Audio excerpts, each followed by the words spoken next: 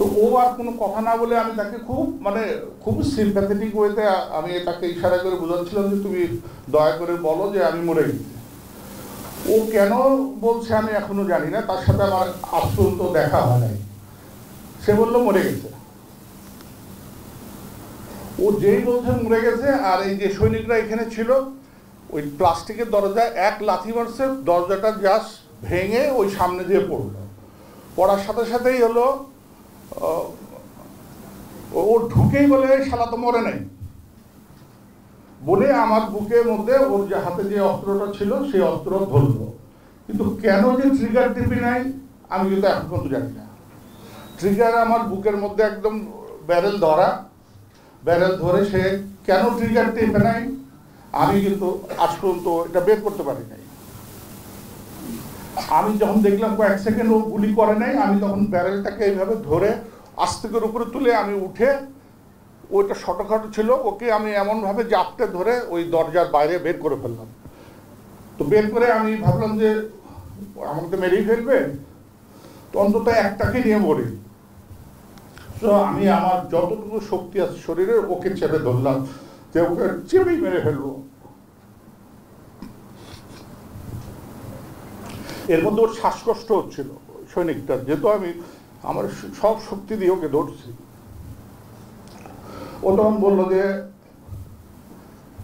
আমাকে ছেড়ে দেন, আপনাকে মারবো না। এই প্রথম বললো যে আপনাকে মারবো না, আপনি আমাকে ছেড়ে দেন। আমি কিন্তু ওর কথা শুনতেছি না, আমি যত পাচ্ছি ওকে আরো চাপ দিচ্ছে যেন মারা যায়। কিন্তু ওর পিছনে আরো দুইজন সৈনিক ছিল, ওরা তখন বললো যে এই ছেড়ে দিন, আরো তোকে গুলি করতেছে। তো আমি দেখলাম যে ও তো ইচ্ছা করলে দুই পাশে এসে আমাকে গুলি করলে তো আমি মারাই যাব। তো তখন আই লুজেন মাই হ্যান্ড, আমি হাতটা ছেড়ে দিলাম।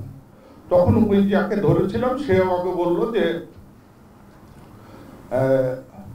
স্যার আপনাকে মারবো না, আপনাকে কোটাঘাটে নিয়ে যাবো, বেরোয় আসেন বলে আমাকে হাত উপরে তুলে আমি যে দিক দিয়ে ঢুকেছিলাম সেদিক দিয়ে টয়লেট থেকে বের করলো।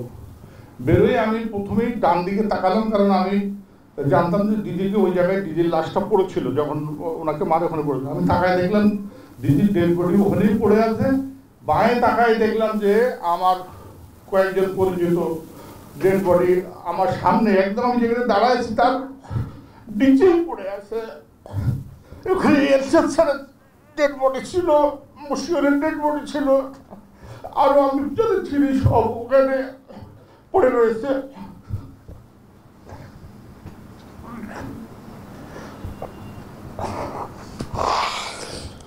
I am extremely sorry. তখন ওই ভেতরে যারা সৈনিক ছিল ওরা চিল্লাই উঠলো যে এই এখনো মরে নাই কেন, এই মার। যে যেমন পারলো এসে মারার চেষ্টা করলো, কিন্তু ওরা বারবার বলছিল একে মারবো না, একে কোটাঘাটে নিয়ে যাবো। কেন বলতেছিল আমি কিছুই জানি না। তখন আমাকে এদিক দিয়ে না বের করে পিছন দিয়ে ওই স্টেজের দিকে আবার নিয়ে গেল। তো স্টেজের দিকে যে দেখলাম দূরে দূরে অনেক ডেড বডি পড়ে আছে, সবগুলো মুখ থুবড়ে পড়ে আছে বলে আমি চিনতে পারলাম না এরা কারা। তো অবশ্যই এগুলো অফিসারদেরই ডেড বডি হবে, বাট আমি ওই যেহেতু উল্টা দিক হয়েছিল আমি চিনতে পারি না। তো আমাকে বললো যে নিচে তাকাবি না, উপরের দিকে তাকায় এই দিক দিয়ে যেতে থাক। তো আমি ওই দিক দিয়ে যাচ্ছি। আপনারা কি খুব বোর হচ্ছেন? তারপরে আমি ওই দিক দিয়ে যে ওইখানে আরেকটা টয়লেট ছিল, ওই টয়লেটের মধ্যে ঢুকে আমাকে বললো ওই যে প্রথম সৈনিকটা যে পালাই গেছিল না, বললাম যে পালাই গেছে, ও যে গ্লাস ভেঙে পালাই গেছে সেই গ্লাসের ভেতর দিয়ে আমাকে ঢুকে বললো তুই এদিক দিয়ে বেরো। তো আমি প্রথমে বেরোলাম, আবার আমার সাথে সাথে ওরাও বের হলো। বেরোয় দেখলাম যে ওই মাঠটা, যে মাঠে ওরা গুলি করতেছিল ওই গুলির সাথেই মাঠটা একদম, ওই মাঠ দিয়ে আমাকে নিয়ে ওই কোটাঘাটে নিয়ে যাবে। তো ওই কোটাঘাটের রোডটা আমি চিনি, তো আমাকে ওইভাবে নিয়ে যাচ্ছিল। ওই কিছু দূর যাওয়ার পরে দেখি একটা গ্রুপ এসে ওদেরকে আটকালো, আটকায় বললো যে এই কোথায় নিয়ে যাচ্ছ, এটা কে, এই এখনো মরে নাই কেন, এই কেন বেঁচে আছে কে? বলে এটা অফিসার, এখনো মরে নাই, কেন মরে নাই জানি না, বাট একে নিয়ে যাচ্ছি হলো ইয়েতে নিয়ে যাচ্ছি, কোটাঘাটে নিয়ে যাচ্ছি। বলে না রাখ, একেই মারবো এখানে। এই বলেছে আমার দিকে আগে এসে অস্ত্র আবার বুকের মধ্যে ধরলো, ধরে কিছুক্ষণ বললে এই কলেমা পড়, তোর এখন মারবো। আমি তো দৌড় পড়তেছি,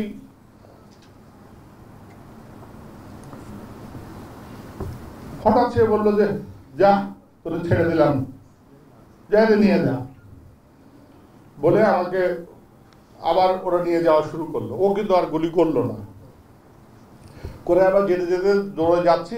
ওই মাঠের মধ্যেও আরো কয়েকটা ডেড বডি দেখলাম পড়ে আছে, কাদের বলতে পারবো না। এই করে ওই যে আমাদের যে রাইফেল ব্যাটালিয়ান ছিল যেটা, সেখান দিয়ে যেয়ে আমি যখন ওই রোডে মাঝে আসছি, ওখানে দেখলাম যে একটা পিক আপ LNG নিয়ে দাঁড়ায় আছে। ওরাও সেম বললো যে একে নিয়ে যাওয়া যাবে না, এই তোরা সর, ওকে গুলি করবো। ওরা যতই বলতেছে না, ওই দরবার হল থেকে বলছে কোটাঘাটে নিয়ে যেতে, বলে না কোটাঘাটে যাবে না, একে এখানেই মারবো।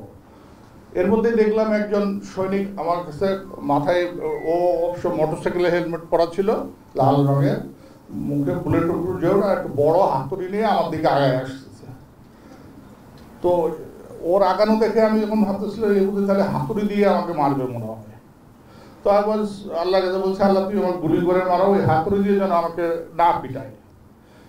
ওই সৈনিকটা দেখলাম আমার সামনে এসে হঠাৎ করে সে বললো যে স্যার আমি আপনাকে চিনি, কিন্তু আপনাকে এখান থেকে বাঁচাবো কেমন করে।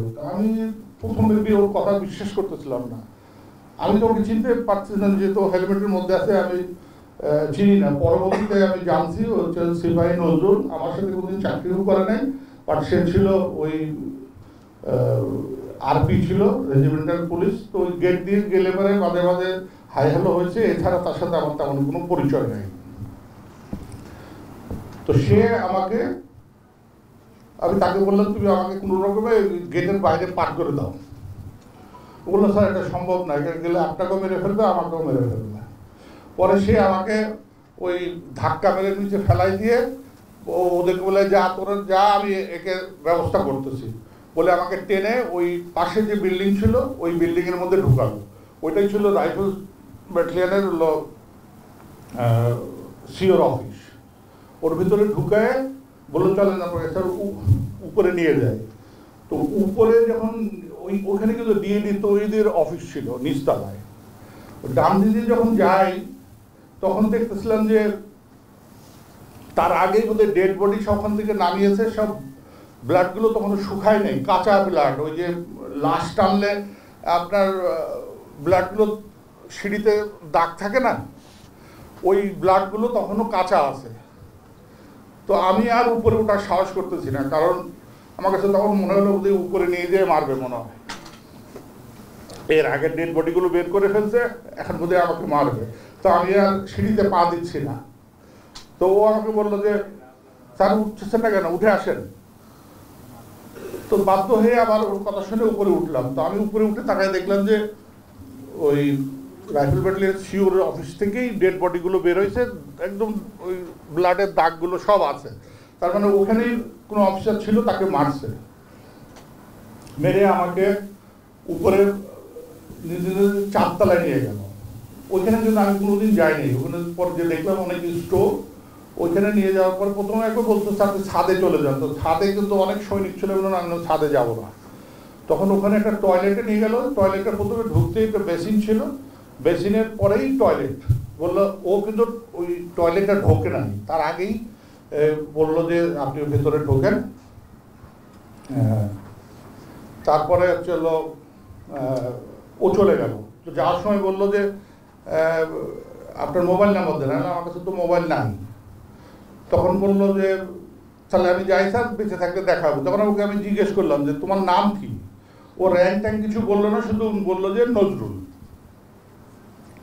বলে আমি আস্তে করে ওই টয়লেটটা খুললাম। টয়লেট খুলে ভেতরে ঢুকেই দেখি টয়লেটের মধ্যে ডিএডি তহিদ লুকায় আছে।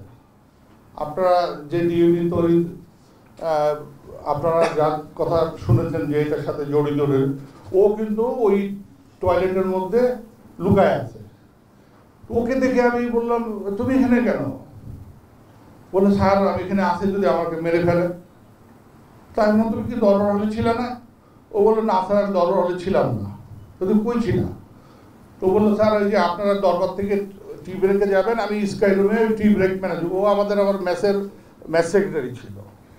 তো ও ওখানকার বলে আমি খাওয়া দাওয়া করছিলাম, কারণ ওই সময় আমি ওকে জিজ্ঞাসা করতে ভুলে গেছি যে স্কাই রুম থেকে তুমি এই টয়লেট পর্যন্ত কীভাবে আসলা, এটা কিন্তু তখন আর ওকে আমি ওই এর মধ্যে আর জিজ্ঞাসা করতে পারি নাই। তো ও বললো যে আমি ওকে জিজ্ঞেস দরবারে কী হয়েছে তুমি জানো, ও সম্পূর্ণ অস্বীকার করলো যে না স্যার আমি কিছুই জানি না, আমি তো ছিলাম স্কাই রুমে। তখন কিন্তু এই যে আপনাদের যে গল্পগুলো বললাম, আমি কিন্তু ওই সব গল্পগুলো ওকে কিন্তু ওই পুরো ঘটনাটা আমি ওর কাছে বলি যে এই ঘটনাগুলো ঘটেছে ওখানে।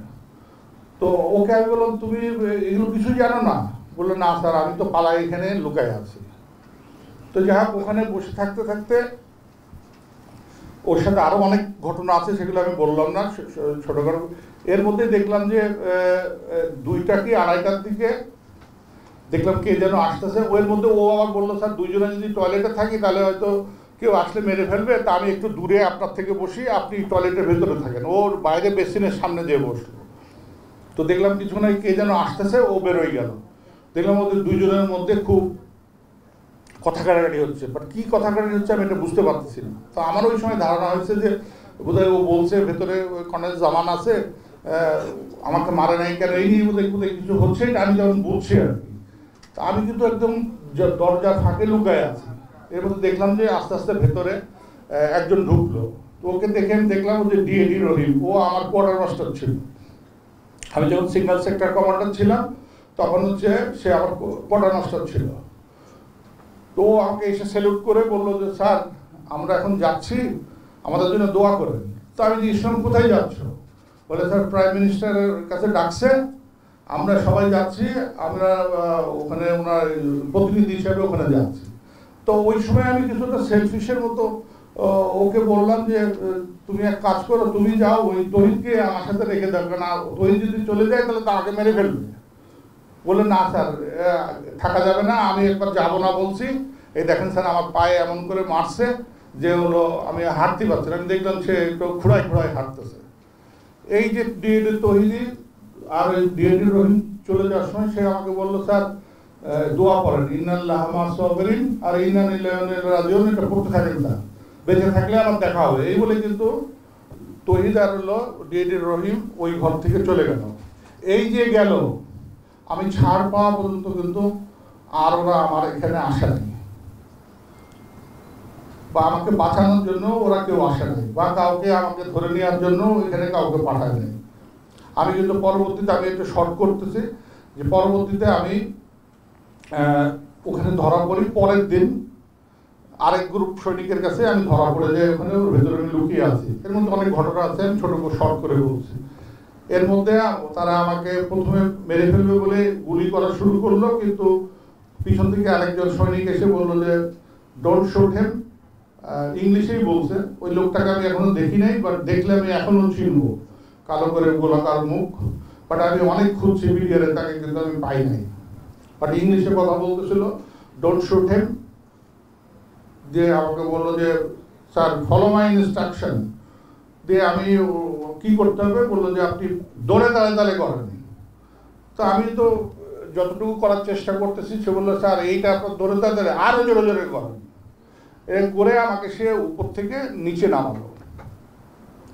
নিচে নামানোর পরে আমি যখন রাস্তার কাছে আসছি তখন দেখি যে হলো সব সৈনিক ভরা, আর একটা পিক আপ দাঁড়ানো আছে।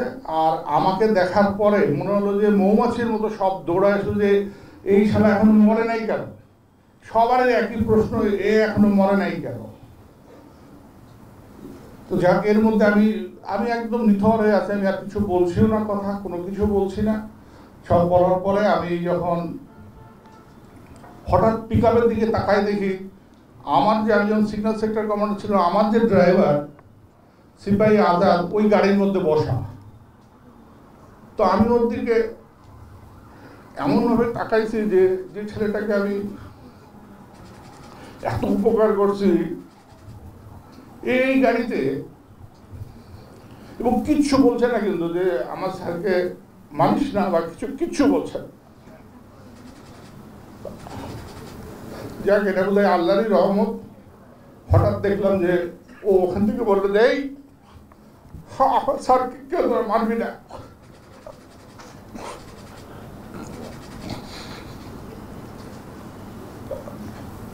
কিন্তু সে গাড়ি থেকে নামলো না, গাড়ি থেকেই বলতেছিল।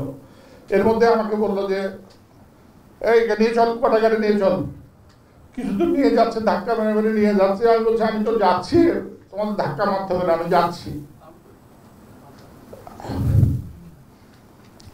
আবার কে যেন বললে স্যার গাড়িতে তোল, বলে আমার ঘোরালো, আমার গাড়ির কাছে বলে শালা অনেক পাদেরও চড়ছে, শালাকে লাখটাই নিয়ে যা। আবার আমাকে ঠেলে ওটার দিকে নিয়ে যাওয়া শুরু করলো। এই কিছু দূর যাওয়ার পরে 44 রাইফেল ব্যাটালিয়নের সৈনিক লাইনের সামনে কতগুলো কাঁঠাল গাছ আছে, কাঁঠাল গাছের সামনে একটা ঝুঁকার জায়গা আছে, ওই জায়গার পরে আরেকটা গ্রুপ ধরলো। আরেকটা গ্রুপ ধরে বললো যে একে নিয়ে যাওয়ার দরকার নেই, একে এখানেই মারবো। এখন যে কজন আমাকে নিয়ে যাচ্ছিল তারা বললো যে না, একে কোয়ার্টারে নিয়ে যেতে বলছে। কে বলছে? ওই সময় কিন্তু কোনো লিডারশিপ ছিল না, কে কি কারে কি অর্ডার দিচ্ছে কোনো খবর নাই। এর পরবর্তীতে আমি ওদেরকে বললাম যে তোমরা বললে কোয়ার্টারে নিয়ে যাবে, এখন তো এরা বলতেছে মেরে ফেলবে। বলে স্যার কি করবো, এটা তো কথা শুনছে না। দিয়ে স্যার ওরা এর মধ্যে দেখলাম ওই পিক আপটা যে ছিল দাঁড়ানো, ওই পিক আপটা এসে 44 রাইফেল ব্যাটালিয়নের সৈনিক সামনে নামলো। আমার ওই যে ড্রাইভারটা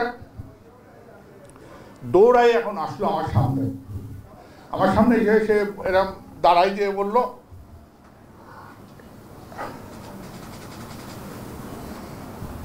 যে স্যারকে কেউ মারবি না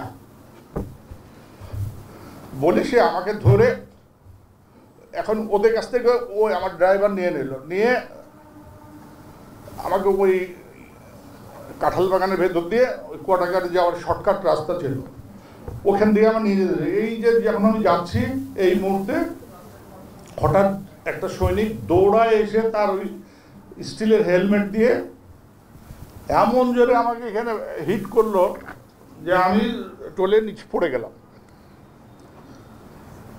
ওই আমার ড্রাইভার তাড়াতাড়ি তুলে বললে স্যার খুব বেশি লাগছে। আমি তখন মাথা আমার ঘুরছে, আমাকে বললো স্যার যেতে পারবেন আপনি কোয়ার্টার? তা আমি বললাম যে আমাকে একটু ধরো, আমি তাহলে যেতে পারবো। ও ধরলো, আমি ওর সাথেই দৌড়ে দৌড়ে কোয়ার্টারে গেলাম। কোয়ার্টারে যাওয়ার পরে আমাকে আমার কাছে যা যা ছিল, ওই মোবাইল নেওয়ার পরে মানি ব্যাগ আর যা যা ছিল সব ওখানে নিয়ে আমাকে প্রথমে একদম কর্নারে কোয়ার্টারে ঢোকালো। ওই কোয়ার্টারের যে ঢুকে দেখলাম আমার অনেক পরিচিত ভাবি টাবি, ওই এলাই ভাবি ছিল, আরো অনেকেই ওই কোয়ার্টারের মধ্যে ভর্তি সবাই ছিল। তো আমাকে